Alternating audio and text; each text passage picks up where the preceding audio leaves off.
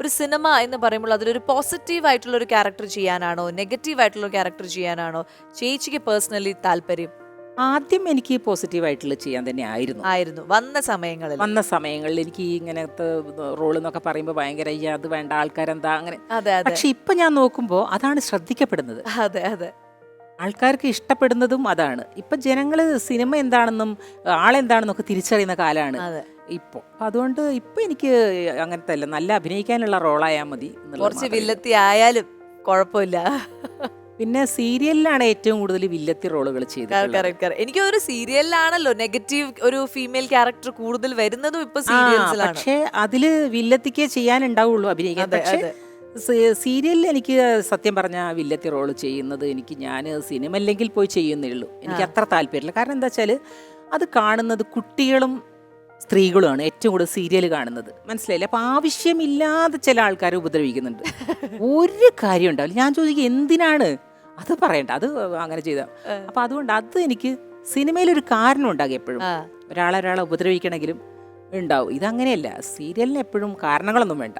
ഉപദ്രവിച്ചുകൊണ്ടിരിക്കുക, നല്ല പെട്ടുസാരിയെ കൊടുക്കണമെന്ന് മാത്രമേ ഉള്ളൂ, നല്ല മേക്കപ്പ്, അടിപൊളി മേക്കപ്പ്. അപ്പൊ അതുകൊണ്ട് അത് മാത്രമേ ഉള്ളൂ. അതിന് എനിക്ക് എപ്പോഴും ഒരു ചെറിയൊരു വിഷമം. കുറച്ചൊരു എന്തെങ്കിലും പെർഫോം ചെയ്യാനുള്ള ഒരു സ്ട്രോങ് ആയിട്ടുള്ള, അതായത് ഒരു ബാക്ക് സ്റ്റോറി ഉള്ള ഒരു വില്ലത്തി ആവാനാണ് എപ്പോഴും ആഗ്രഹം. എനിക്ക് സിനിമയിൽ നല്ലൊരു റോൾ. അങ്ങനെ ചേച്ചി ചെയ്തതിൽ ഒരു നല്ലൊരു ക്യാരക്ടറായിട്ട് ചേച്ചിക്ക് ഫീൽ ചെയ്തിട്ടുള്ളത് ഏത് സിനിമയിലെ കഥാപാത്രങ്ങളാണ്? അലീഫ് എന്ന് പറഞ്ഞ സിനിമ, അത് ഏറ്റവും നല്ല റോൾ എന്ന് പറഞ്ഞാൽ ശരിക്കും അലീഫാണ്. ഞാനും ലെനയാണ് ചെയ്തത്. ഓക്കെ. എൻ്റെ മോളായിട്ട് ലെന. അപ്പൊ രണ്ടാളും ഒരുപോലെ കൊണ്ടുപോകുന്നൊരു ക്യാരക്ടേഴ്സ് ആയിരുന്നു രണ്ടും. അതിന് പിന്നിൽ ഒരു വിവാദങ്ങളൊക്കെ ഉണ്ടായിരുന്നു. പോസ്റ്റേഴ്സിൽ എന്തോ സ്ത്രീകളുടെ ഉണ്ടായിരുന്നില്ല. വിഷമം തോന്നിയ ഒരു സംഭവമാണ് ശരിക്കും പറഞ്ഞാൽ. അത്രയും വലിയ റോൾ ചെയ്തിട്ടും പോസ്റ്ററിൽ ശരിക്കും പറഞ്ഞാൽ എൻ്റെ ഇത് മാത്രമില്ല. എൻ്റെത് ഇപ്പോൾ ഒരു വലിയ സൂപ്പർ സ്റ്റാറിന്റെ സിനിമയാണെങ്കിൽ നമ്മളതിൽ പരാതി പറഞ്ഞിട്ടോ അല്ലെങ്കിൽ അങ്ങനെയാണ്. ഇതെല്ലാം അത്ര വലിയ ആർട്ടിസ്റ്റുകളൊന്നുമില്ല, അല്ല, എല്ലാം പുതിയ ആൾക്കാർ. പുതിയതല്ല, ഒക്കെ അങ്ങനെ ഒരു നോർമൽ ഇതിലുള്ള ആൾക്കാരാണ്. അപ്പോൾ ഒരു നായകന്റെ സിനിമ എന്ന് പറഞ്ഞ നായകനും ഇല്ലല്ലോ ശരിക്കും പറഞ്ഞാൽ. ഈ രണ്ട് സ്ത്രീകളാണ്, ലെന ഞാനാണ്. അപ്പം ലെന എന്തെങ്കിലും കുഴപ്പമില്ല. പക്ഷേ അതിലൊരു നടൻ ചെറിയ റോള് ചെയ്തിട്ടുണ്ടായിരുന്നു.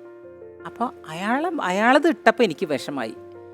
കാരണം എന്തുകൊണ്ട് എന്നെ ഒഴിവാക്കുന്ന, അത്രയും വലിയ റോള് ചെയ്തിട്ട് നമുക്ക് വളരെ അപൂർവമായി കിട്ടുന്നതാണ് ആ ഒരു. അപ്പോൾ അവാർഡിന് പോയപ്പോഴും എനിക്കത് ഭയങ്കരമായിട്ട് ഒരു വിഷമം ഉണ്ടാക്കി. എന്താ വെച്ചാൽ ഒരു പ്രത്യേക പരാമർശം പോലും ആ ക്യാരക്ടർ വന്നില്ല. ഇത് ഞങ്ങൾ കണ്ടപ്പോൾ ലെനയൊക്കെ എൻ്റെ അടുത്ത് വന്ന് പറഞ്ഞു, ചേച്ചി ഈ പ്രാവശ്യം അവാർഡ് ചേച്ചിക്കാന്നൊക്കെ പറഞ്ഞപ്പോൾ ഞാൻ ചെറുതായിട്ടൊന്ന് പ്രതീക്ഷിച്ചു. പക്ഷെ അതൊന്നും പരാതി വേണ്ട കാര്യമില്ല, ഇതൊക്കെ നമ്മൾ ഒന്ന് ചോദിച്ച് വാങ്ങേണ്ട അല്ലേ ഇതൊന്നും. അതെ അതെ. അപ്പൊ ഈ അവാർഡിന്റെ കാര്യം പറഞ്ഞപ്പോഴാണ്, ഇപ്പോ ഡബിംഗ് ആർട്ടിസ്റ്റ് എന്ന മേഖലയിൽ അവാർഡ്സ് കരസ്ഥമാക്കി. പക്ഷെ അല്ലെ, ആ ഒരു മേഖലയിലേക്ക് എത്തിയത് സിനിമ അഭിനയത്തിന് ശേഷം ഇതുപോലൊരു അപ്രതീക്ഷിതമായിട്ടൊരു അവസരം വന്നതാണോ ഡബിംഗ്? ഡബിംഗ് പരദേശി അല്ലേ, പരദേശിയിലാണ് ശ്വേത ചേച്ചിക്ക് വേണ്ടി. പക്ഷെ അത് ഞാൻ മാത്രമല്ല, എൻ്റെ ചേച്ചി കൂടെയാണ് ചെയ്തിട്ടുള്ളത്. ഞാനതിൽ അഭിനയിക്കുന്നുണ്ടായിരുന്നു.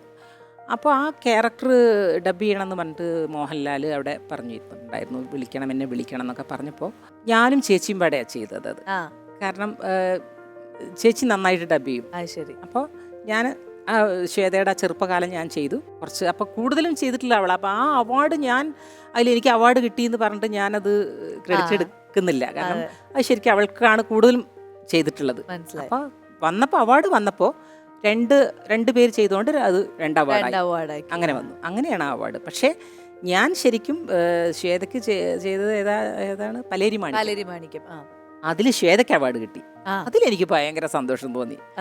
ഞാൻ ശബ്ദം കൊടുത്തതിൽ ശ്വേതയ്ക്ക് കിട്ടിയല്ലോ എന്നുള്ളത്. ഞാനൊരു ഡൗട്ട് ചോദിക്കട്ടെ, ഞാനിങ്ങനെ കേട്ട അറിവാണ്. അതായത് ഒരു ആർട്ടിസ്റ്റിന് അവാർഡ് കൊടുക്കണമെങ്കിൽ അവർ തന്നെ സൗണ്ട് കൊടുക്കണം, അങ്ങനെ ഒരു മാനദണ്ഡം ഇല്ലേ? അപ്പോ അല്ല, നിയമം ഇല്ല. ശരിക്കും പറഞ്ഞ അവാർഡ് കൊടുക്കുമ്പോൾ അങ്ങനെയാണ് കൊടുക്കേണ്ടത്. അല്ലെങ്കിൽ ആ അവാർഡ് അവർക്ക് കൊടുത്ത അതേ സമയത്ത് അതിന് ശബ്ദം കൊടുത്ത ആൾക്കും കൊടുക്കണം. മനസ്സിലായില്ലേ? രണ്ടാള് ഡബ് ചെയ്തപ്പോ 2 അവാർഡ് ഞങ്ങൾക്ക് രണ്ടാക്കും തന്നില്ലേ? അതേപോലെ ശരിക്കും കൊടുക്കണം. ഒരാൾ ഡബ് ചെയ്യും, ഒരാൾ അഭിനയിക്കുകയും ചെയ്ത ആ ആൾക്ക് അവാർഡ്, ഈ ശബ്ദം കൊടുത്ത ആൾക്ക് ശബ്ദം ഒരു പ്രധാന ഘടകമല്ലേ? തീർച്ചയായിട്ടും ഡബിങ്ങിന്റെ ഒരു, അതായത് അഭിനയത്തിന്റെ ഒരു 50% എന്തായാലും ഡബിംഗ് ആണ്. തീർച്ചയായിട്ടും അവാർഡ് കൊടുക്കുമ്പോൾ എന്റെ അഭിപ്രായത്തിൽ അത് രണ്ടും കൂടിയിട്ടാണ് കൊടുക്കേണ്ടത്. അല്ലെങ്കിൽ രണ്ടാക്കും കൊടുക്കണം. അതെ അതെ, ഭാഗമാണല്ലോ. എന്തായാലും നമുക്ക് സിനിമാ വിശേഷങ്ങൾ അല്ലെങ്കിൽ അഭിനേത്രി എന്നുള്ള വിശേഷങ്ങളുടെ ഇടയിൽ നമ്മൾ സംസാരിച്ച ഒരു കാര്യമുണ്ട്. ഡബ്ബിംഗ് ആർട്ടിസ്റ്റായ സീനത്ത്. അത് ഒരുപാട് പേർക്ക് അറിയാം, കുറച്ച് പേർക്ക് അറിയണ്ടാവില്ല, അങ്ങനെയൊക്കെയാണ് നിൽക്കുന്നത്. അപ്പോൾ ശ്വേത ചേച്ചിക്ക് വേണ്ടി ഡബ് ചെയ്ത ആ ഒരു സിനിമ, അതിലെ ഒരു സീൻ നമ്മളിവിടെ പ്ലേ ചെയ്യാം. അപ്പൊ ചേച്ചി ഞങ്ങൾക്ക് വേണ്ടിയിട്ട് ഒന്നും കൂടി അതൊരു സ്പോട്ട് ഡബ് പോലെ പറ്റുന്ന പോലെ നമുക്ക് അതേപോലെ തന്നെ ഉണ്ടാവില്ല, കാരണം നമ്മളത് അതറിയാം. അതെ അതെ ട്രൈ ചെയ്ത അതെ അത്ര എന്താ രാത്രിക്ക് കൂട്ടാൻ മീൻ കിട്ടിയില്ല? ഏയ് ഉണക്കമീനും ചക്കക്കുരും എങ്ങട്ടപ്പ ഇറങ്ങിപ്പോയി. ആചാര് വിളിപ്പിച്ച ഇന്നലെ പോയക്കടയിൽ നിന്റെ കൂടെ ഉണ്ടായിരുന്ന ആചാര് ഞാൻ നല്ലപ്പോഴാ കാണുന്നേ. മൂപ്പരിങ്ങളി എന്നോട് ചോദിച്ച് എന്ത് ഇത്രയും നല്ലൊരു പെണ്ണിനെ ഒതേനേട്ടൻ ഏടുന്ന് കിട്ടിയെന്ന്. കേക്കണ്ടന്റെ തീയൻ അടിച്ചു ഓടിക്കും എന്നെ. ഞാൻ പറഞ്ഞ സത്യ. ഒരു ദിവസം നിങ്ങളെ ശരിക്കും ഒന്ന് കാണണല്ലോ എന്നും പറഞ്ഞ ആചാര്യ. പോടാ അവിടുന്ന്, ഇനി എന്തിനാ കാണുന്നത്? നിങ്ങളെന്താ ചീരടുത്ത് ഒന്നും അറിയാത്ത പോലെ.